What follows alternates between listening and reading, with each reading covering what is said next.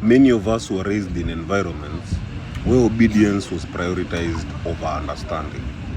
You know, where following instructions was more important than asking questions. In fact, if you ask questions, if you dared ask questions, you'd be termed as rude. You know? And this kind of upbringing, it suppressed the development of a strong sense of self. You know, they were taught to obey without room for discussion, exploration, or even healthy rebellion. We learned to silence our own voice, our own inner voice. Now that silence, it became self-doubt, and eventually it chipped away at self-confidence.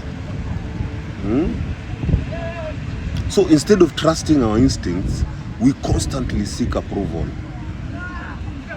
And you wonder why in this generation, manze, it's so much about validation.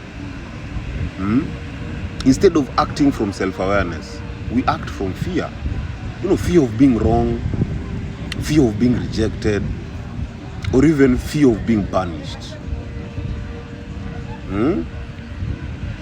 Self-respect and self-awareness are born when individuals are allowed to explore who they are.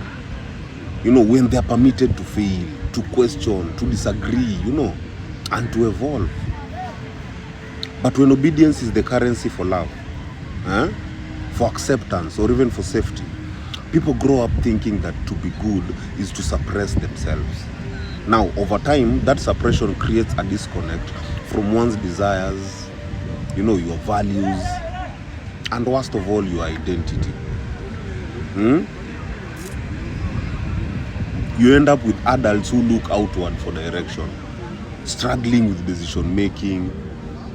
A lot of people are struggling with boundaries and the ability to stand firm in their truth. They don't even know their truth. My people, heal.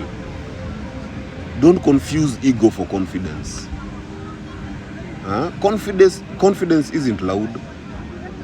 Confidence is knowing who you are, what you stand for, and trusting yourself to navigate life. But now to get there, we need to unlearn some of that rigid obedience and allow room for internal leadership. You know, self-trust must replace blind obedience. Obedience should come as a result of alignment, not fear.